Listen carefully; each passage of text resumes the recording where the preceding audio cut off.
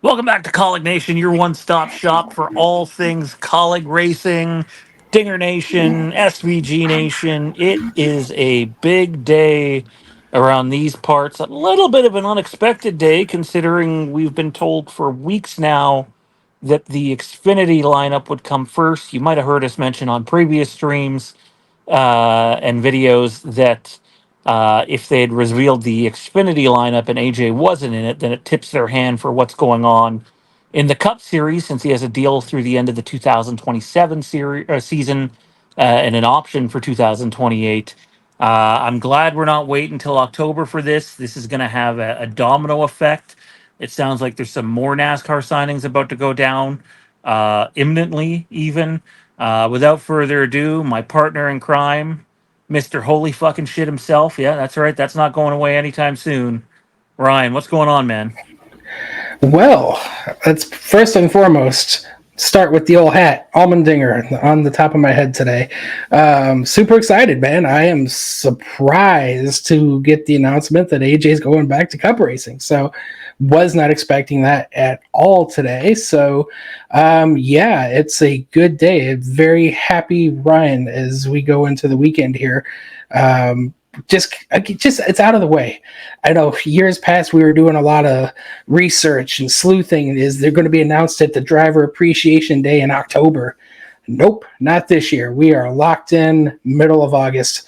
I am super pumped about that. Yeah, it's nice to not have to wait till Colleague Fan Day or whatever. I haven't heard anything on that for this year, by the way. I'm assuming they'll have something. But yeah, AJ Allmendinger to the Cup Series in 2025. To be clear, that's the 16 car. As we said for a while, that's kind of his gig, um, his car number, if you will.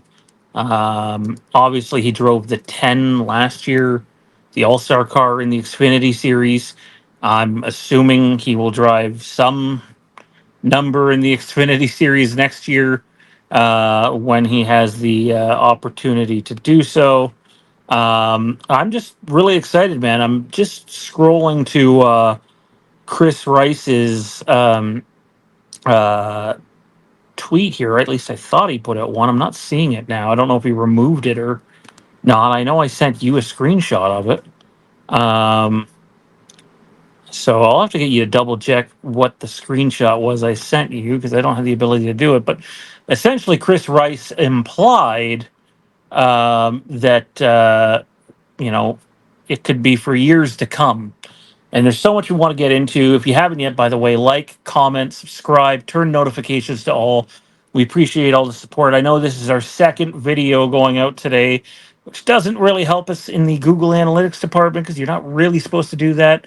But we couldn't not react to this. Stay tuned towards the tail end of the video. We're going to talk about the SVG Trackhouse situation a little bit too, and why people might need to be a little patient before you get a official announcement on him going cup racing, and it really has nothing to do with SVG and anything he's done wrong. Um, but man, Allmendinger Cup Racing, no sponsor attached right now. Um, I would have to think that there's some level of support. Like, I don't think they're moving him up there without having word that Celsius is going to support him in the Cup Series next year. Now, to what extent, I don't know. I don't know if that'll be the sponsor on the hauler. I don't know if they're going to do, 5, 6, 7, 8, 12 races in the Cup Series. I wouldn't be shocked, though, if they had gotten a similar deal with Celsius as what they had with Nutrien Egg back in the day, where they're on the hauler as the primary sponsor, and they're doing 12, 13 races next year, and then the rest you're sort of piecing together. We don't know what's going to come from the Strive thing. We don't know where Circle stands. I think it'll be a piece together thing with various sponsors and likely some colleague company sponsors as well in there, but I don't think they're making this move without some level of funding. But the number one reason you make this move is because, despite what some people think on social media, he greatly improves your Cup Series program compared to what's there now. Yeah, without question. I mean, and anybody that follows NASCAR, Kaulig in particular, there's no question that AJ has been the stalwart at Kaulig Racing for the better part of 5 years now, and he is their best driver by a fairly wide margin. I know SVG has come, taken the field by storm this year, and he's been spectacular. But Allmendinger is the workhorse for Kaulig, and is he the best driver in NASCAR? No, but he is certainly the best driver at Kaulig. And when you consider the availability of who is a free agent, even some of the drivers that have already signed deals this offseason, I would put AJ at the very top of the board of available free agent drivers in terms of skill set. So I think Kaulig, without question, is hitting a home run by bringing AJ back up to where he belongs. He should never have gone down in the first place. And I fully understand that sponsors drive the sport. And last year, Kaulig clearly got caught in a really bad situation with the departure of Nutrien AG. Obviously, Justin Haley departing was probably unexpected, and it just kind of created a influx of issues that caused what we saw this year. But to your point about the sponsors, I'm sure they have, at a bare minimum, 12 to 15 races already covered, whether that's through Celsius or Circle, or even Strive, as you mentioned, or even potentially new sponsors. I remember, was it a week or two ago, when Chris Rice first gave us the Believe, mention that they needed to talk to their sponsors and, they talk to their partners. And I have a strong feeling that when they made the move to go get Christian Eckes, which is still not announced, but we think that's coming, that, the partner negotiation was, hey, we're sending AJ back up to Cup. We would like your support. Can we make you some sort of agreement? So I kind of think that's where they were going with that, and they needed to just shore up the approval process from the sponsors that AJ was going to Cup, and they were filling the Xfinity lineup with somebody else. And that's what they've done. And hell, we've even seen this with Daniel Suarez just a week ago when he got his announcement that he was staying at Trackhouse and Freeway Insurance was going to be his anchor sponsor. I believe that's for 12 races. That's just kind of the world we live in right now, that the anchor sponsor is 12 to 15 races for the vast majority of these teams. And I got a sneaking suspicion we will get word in the not too distant future that one of our current sponsors is stepping up their, commitment to the team to help bring AJ back up to that Cup level going into 2025. Yeah, if I was a betting man, I think it's Celsius. Celsius supports no team and no driver at the level that they do Kaulig. Some people say Corey LaJoie. Go compare the last 2 seasons; it's not close. So I could see them, wanting to take that next step. Also, the only guy that has won for Celsius ever in NASCAR is AJ Allmendinger. So that helps too. And I'm talking Celsius on the car, not the tiniest little sticker on someone's helmet. But sponsors aside, on-track performance, was just having a back and forth with a guy on social media who's clearly unhinged and needs some help. But it's an improvement for the team. AJ Allmendinger finished 21st in points last season, and that's with a brutal start to the season after Daytona. He started strong. Daytona's a place that he just always seems to fare well at, and then it was multiple wrecks in a row towards the end of races where he was running inside the top 20. The one thing where I think people have noticed is Kaulig has fallen behind in the Cup Series. They're not producing as much speed. They're not qualifying anywhere close to as well. I'm not sure that is going to change right away next year. But what they do need is some consistency. And the one thing I have seen put out there is they don't think that the going from the Xfinity Series to the Cup Series, back to the Xfinity Series, now back to the Cup Series, is beneficial to AJ or Kaulig at this point, and that some consistency moving forward might be the right call. I tend to agree with that, man. We've sat here and we've talked about the possibility of driver A, driver B, driver C as going to the Xfinity series, then coming up to be a Kaulig Cup car full time. Um, you know, I had looked at it as, okay, well, maybe AJ will go back up to Cup for a year to buy the team more time. But in terms of, talent and giving a team a chance to win, there's very few drivers that are going to do that compared to AJ Allmendinger in terms of what you have access to. And it does make me wonder, with what Chris Rice said, is this going to be for the remainder of that deal? You know, um, I think it needs to be put out there. I wouldn't be hurt at this point in time, personally, as an Allmendinger fan, if in 2026 he's back in the Xfinity series and it's two young guns in the car. But in terms of consistency, providing your organization some stability, chances to win while racing for points, maybe it's time that they say, you know what, we're not going to repeat this again. This is where AJ is until he decides that he doesn't want to be anymore. Yeah, I don't disagree with the people that have made the comments that it's been a roller coaster, right? And AJ a couple years ago made the comment that he wasn't sure if he was going to be fully on board with full-time cup racing, and we all know the stress that comes along with that and the burden he puts on himself to perform. Those are all known things about AJ. But what I've seen today so far on social media is a lot of people saying, "Oh, AJ went back to the Xfinity series because he didn't want to go cup racing last year, or this year," which is just simply not the case.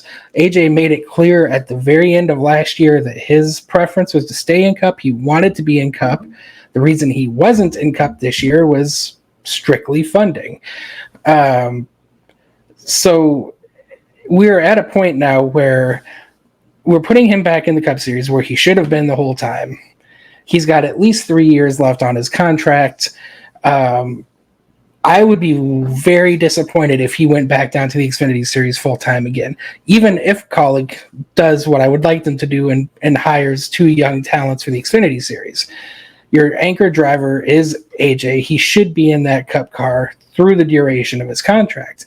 And the now deleted post from Chris Rice, he did mention when he... Oh, so did he delete it? It is gone. Yep, it's gone.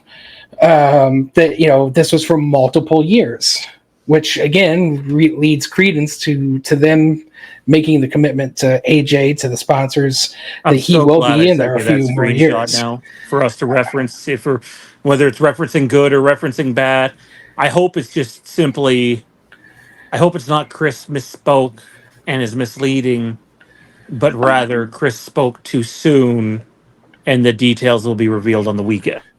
Yeah, and he did repost the call from the Kaulig account where it announced AJ, so that's still there. Just his specific personal comments are no longer there. But yeah, with all that being said, AJ is 42. He's going to be entering his age 43 year next year. Really, I think there's 2 good years, maybe 3 good years left in the tank, and you just don't want to waste what's left.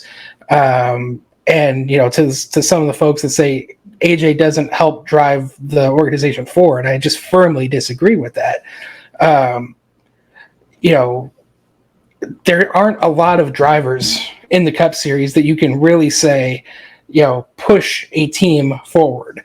And when you look at the roster of available drivers, whether it's Sam Mayer, even a Zane Smith, or some of the other younger guys, Chandler Smith seems to be rumored to front row, none of those drivers would push the organization forward next year, compared to what AJ is going to do. Yes, AJ is a known commodity. We know his strengths are the road courses. That's where he gives the team the best chance to succeed and to win. But we just saw it at Richmond with Austin Dillon, who has been 32nd in points, nowhere close to the top 15 all year long, put together a drive where he did and was the best driver at Richmond. All it takes is just one race, one weekend where you put it all together. And while AJ is certainly known for his road course prowess, and he will have to compete with Shane Van Gisbergen next year, that's certainly going to be a much tougher task for him, and the entire field for that matter. He still gives them great opportunities at several ovals at super speedways to get the job done. And there's no better guy for the organization to do that than AJ. So, I'm super excited that he's getting that opportunity, and he should stay in the Cup Series until his contract is over or he makes the decision himself to retire, whenever that may be. I wouldn't be shocked if the final season he runs is a full-time Xfinity season. I wouldn't be shocked if his version of retirement is I'm done full-time racing, but I'm still going to make spot starts on road courses. It's also important to remember that AJ stepped away from racing for a couple of years, specifically in NASCAR. So, uh, it's not like this is the NFL or the NHL. AJ's side of things, it's not a body slowing down thing. It's for him specifically. It's definitely a mental thing. But I also remember hearing an interview with him where he spoke volumes about wanting his kid to see him race. So probably the reason he gets a 2027, a deal through 2027 with an option for 2028, like that's years out. People need to remember this is only the 2024 season. 25, 26, 20. That's three more seasons with an option for a fourth.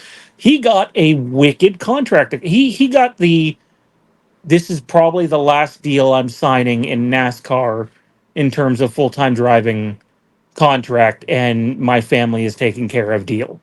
Which kudos to him for doing it. Um, I'm excited to see where it goes. Obviously, there's a domino effect here, which we'll get to momentarily. SVG being in the Cup Series next year will be more of a challenge. SVG still has a lot to prove, in my opinion, on normal Cup Series road courses. It just for one reason or another hasn't worked out for him in those starts, whether it's Kaulig or Trackhouse. I'm excited to see SVG start a bunch of races on road courses next year, and we will touch on SVG in a bit. But man, this to me, I feel like this is how it plays out. We have the 16 Cup car announcement. What comes next is not the 31 car because I don't think they have anything locked in there. I think there's balls up in the air essentially. Um, but what comes next is I think you get your Xfinity lineup. And then the last remaining piece will be the 31 car. Can they go out and get someone who provides enough funding to run it back next year? Ideally, in a picture perfect world, you don't have a guy in there that doesn't push your organization forward at all. I.e., Daniel Hemrick or Ty Dillon. Ty Dillon, as I commented on our last thing, which actually that video won't come out till after people see this video now, that he brings some funding, but not enough to lock up a Cup Series ride by himself. And Daniel Hemrick, like, to me, this is going to show, like, is Circle supporting AJ? Is that what's going to happen here? Like, I'm not talking at the level they support Hemrick, which I think's like 22 races this year, a pretty big deal for a Cup Series ride. I'm not saying that they'd be doing that, but I think if there's some Circle support going to AJ next year, it might be tipping their hand a little bit here in terms of what's happening. I don't know. There's a lot left up in the air, but is that how you see it playing out? The Xfinity Series lineup possibly happening as early as this weekend? I can tell people as of a few minutes ago, Jayski reported that the Haas factory team will make their Xfinity driver lineup, implying more than one car, public on Saturday at 11:30. There's still an unknown team to have an announcement before then, which I kind of sit here and go, is that Kaulig? Is that front row? I don't know.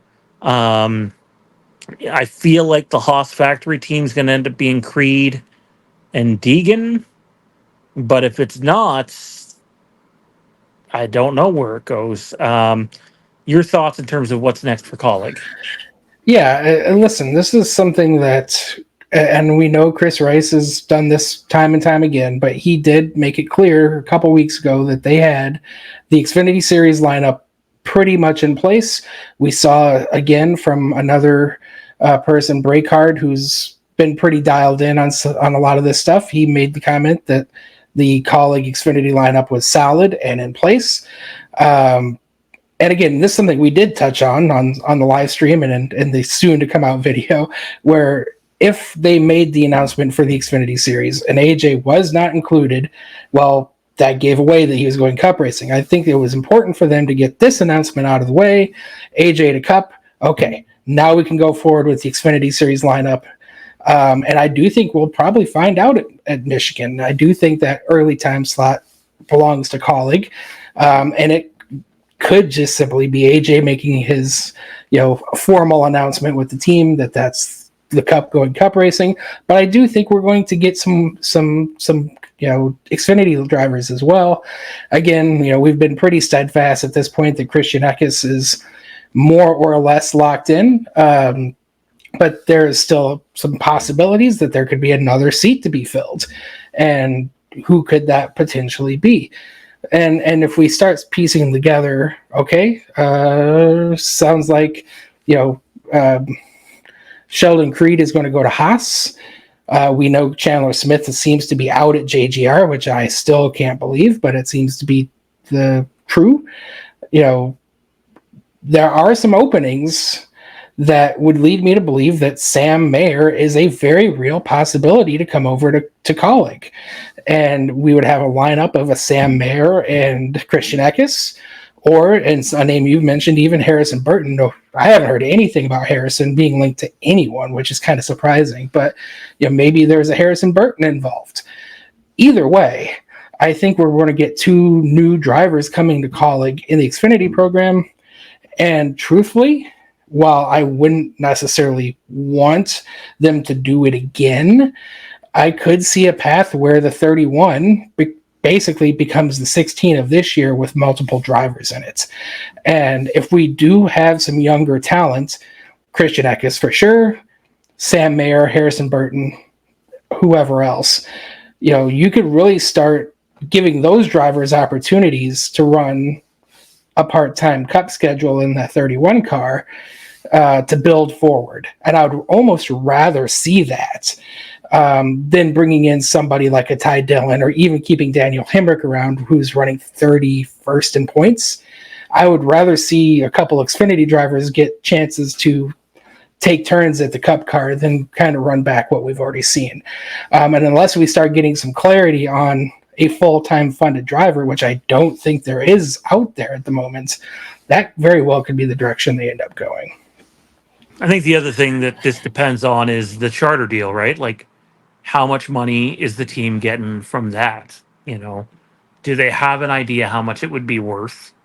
And if you did get increases from Celsius, if Circle is going to help sponsor AJ, if Strive is going to be a thing in 2025,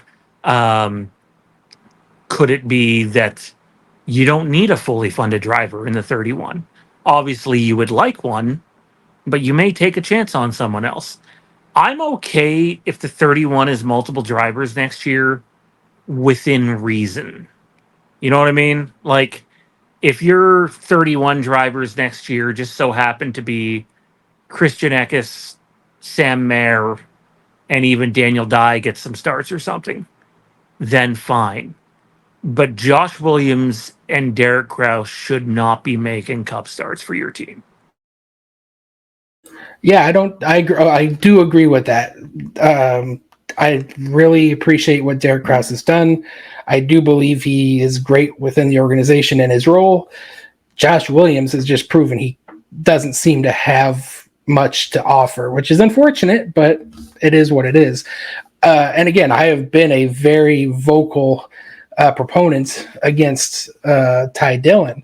But again, if they do go with a mixed bag driver lineup next year, Ty Dillon coming in for 5-6 races wouldn't be the worst thing in the world. Again, we've seen him outperform Hemrick pretty consistently in his opportunities this year. So again, Ty Dillon for 5-6 races, maybe Sam Mayer for a couple, Christian Eckes for a couple, and you just kind of piecemeal together a lineup of some younger drivers, and maybe even consider it an audition for a full-time opportunity in 2026. Because I do think Christian Eckes is coming to the organization with an understanding that there is a cup ride in his future, assuming he performs. Yeah, I honestly, it'd be a failure on Kaulig's part if the Christian Eckes deal is a 1-year deal. To me, you sign a driver like that, it is a minimum of a 3-year commitment. And if Christian Eckes is signing a 3-year commitment with it, frankly, as much as we love Kaulig, an organization that's been trending down, you want some assurances that you're at least going to get a look at, some cup starts, even if it's in the 13. Right. So we'll see what ends up happening there. Exciting things for Kaulig right now. Hopefully we get the Xfinity lineup soon. We'll have a better idea where the organization stands at that point. We believe they'll be announcing upwards of 4 cars. It could end up being 3, but Breakhart's been pretty spot on, and he's been calling the Xfinity lineup stout and solid, and that to me tells me there's more than just Eckes coming. So we'll see what ends up shaking out there. Oh, one thing, dude, if I have to choose, because I still want to close the video off with SVG Trackhouse, if I have to choose between Daniel Hemrick running full-time in the 31 next year, Ty Dillon running full-time in the 31 with not a lot of funding, or Harrison Burton, I'm going Harrison Burton because he brings almost as much funding as Daniel Hemrick does, and he's younger and has shown upside. Maybe not in the Cup Series, but I still take the flyer on someone who has the ability to have a higher ceiling than someone that doesn't. I know we talked about in a video that'll come out tomorrow how you want someone who can give you information to improve the car. Clearly, Harrison Burton has not done that in the 21, but Daniel Hemrick also hasn't done that in the 31 this year or the year prior. The year prior in the 16.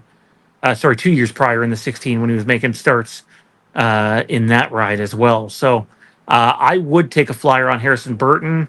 I may even take a flyer on Ryan Preece if he brought sponsorship. The problem with Ryan Preece, though, is he falls in the Ty Dillon, Daniel Hemrick category of he doesn't really have an A tool that he brings. He's kind of like a C guy everywhere. He's not completely lost on a road course or anything of that sort, but you need to find someone who brings you either a high level of prospect ceiling, or someone who has an A tool somewhere similar to AJ, someone who's really good at short track racing or really good on the road courses or something like that.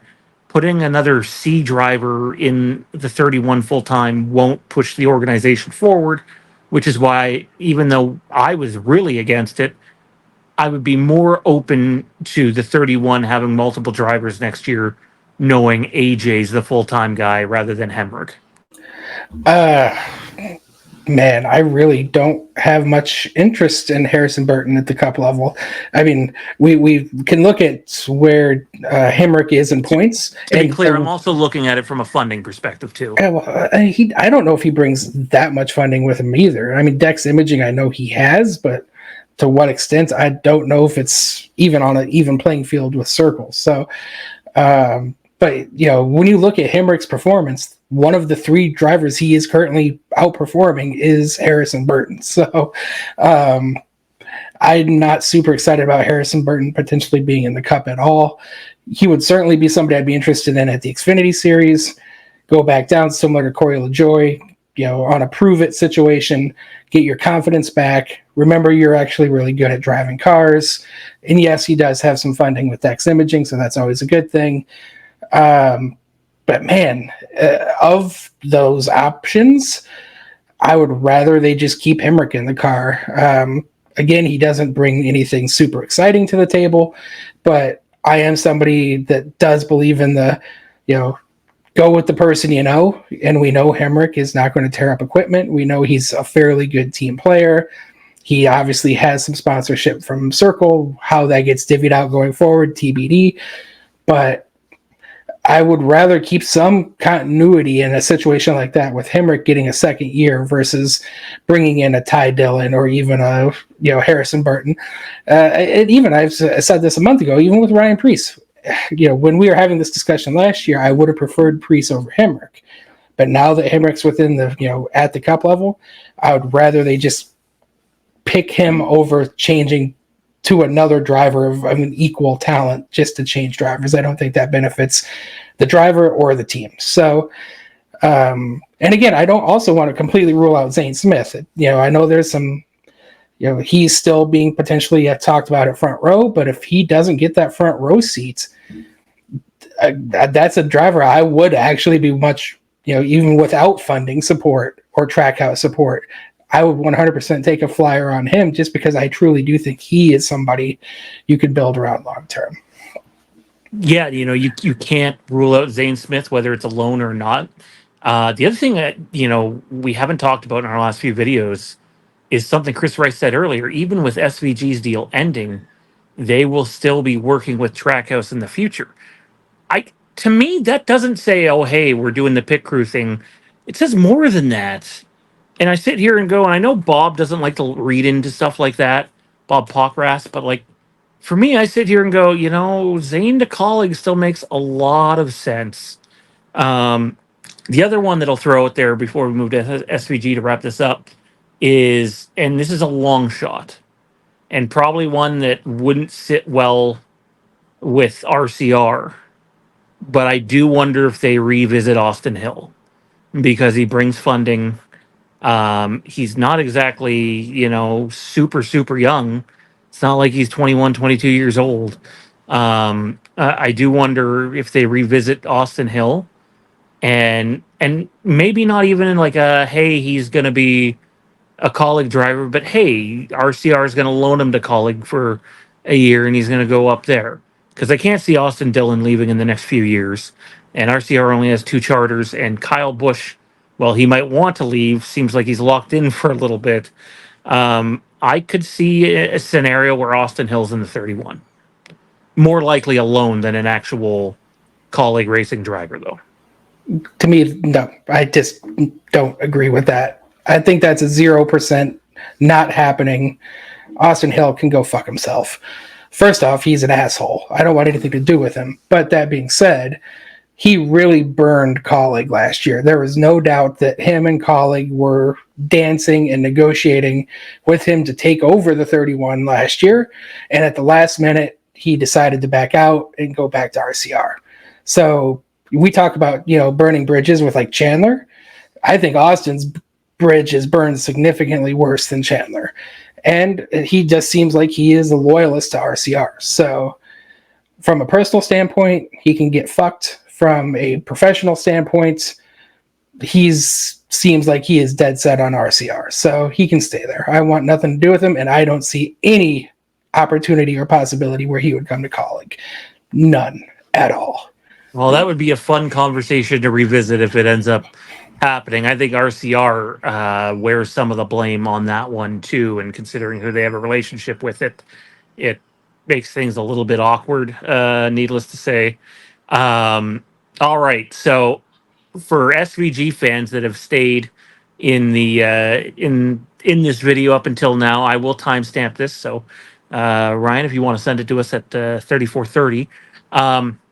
You might be sitting here going, well, this guy's getting signed here, that guy's getting signed there, Suarez is getting a contract extension, Haas factory team's about to announce 2 drivers, and apparently one of them might not be Haley Deegan. That throws another wrench into things. You know, I can understand why SVG fans would be impatient at where the hell's the announcement. I also think, that's why I sit here and go, I haven't completely ruled out SVG to the 31, simply because there's no official charter acquisition yet from Trackhouse. And, some people might be like, Well, they can't announce anything until the charter deal's announced. Well, newsflash, FRN's about to. So, unless the charter deal's going to come down in the next, couple of days, it sounds like FRM's ready to announce their third driver. So, why can't Trackhouse do the same? It does make me wonder if they go left field here and go, okay, we're going to have the two road course ringers as our drivers next year. Wouldn't rule it out. I put the percentage incredibly low. But I started this video with the intent to talk about SVG at the end, man, by telling SVG fans to be patient. They're just waiting for the charter deal to come through. But the more I've scrolled Twitter while we do this video, and the more I've seen about an FRM announcement coming soon, um, how do you tell SVG fans that, well, it it's you just need to be patient till there's an official charter deal if FRM goes and announces theirs and the charter's apparently coming from the same place? Like, I don't have a good answer for that. Well, first off, 2311 hasn't announced their charter acquisition either, but yet we know it's there. At the end of the day, the difference to me is that Trackhouse had their drivers already, right? They already had their pool of drivers, and that does or did include Zane Smith, and obviously SVG. Whereas Front Row Motorsports felt they needed to come get out in front and say, yep, we got a third charter, because they needed to go acquire talent. And it's really hard to be acquiring talents or doing backroom channels without confirmation that you have a third charter. With Trackhouse, they've got their drivers. They know they're going to pick from their roster. They don't need to worry about hiring an outside source. They already have their pool. So to me, there's just no real reason to rush it. Everybody more or less knows it's going to be SVG, obviously, until you have a formal announcement. Things can change, because I remember last year we were like, yep, AJ's locked into the 16, no questions asked. And then as the year went on, things started to trickle out that maybe that wasn't the case. Could something similar happen? Sure. But SVG was brought over. He's, for a reason. Trackhouse is interested in him. They've invested in him. He is for sure their guy. To me, it's just and honestly, of course, we want an official announcement. Sitting here at the top, we were excited that AJ's announcement was official compared to having to wait. But it's going to happen. It truly is just when the time's right and everything's been formalized, we'll know. But we already know he's going to be there. Well, much like the Austin Hill thing with you, I can't agree with that, man. I hope he is. I think SVG fans deserve an announcement. I think SVG deserves some clarity if he hasn't gotten any yet. We'll see. There's always the possibility that Kaulig goes and announces that SVG's in the Xfinity lineup next year. So I can't see that happening. If I was betting money, I think he's Trackhouse bound in Cup. But I do understand the frustration from fans. I agree with your take on FRM needs to do it to go attract, new talent in. But I do feel for the fans who, patience is wearing thin, and they don't really know where to go from here. Regardless, though, man, it's going to make our stream this Saturday even more fun, because there'll be a lot more to talk about, apparently, in NASCAR as a whole. His silly season ramps up. Check out our Michigan watch party this Saturday. I think the race starts around 4 p.m. Eastern.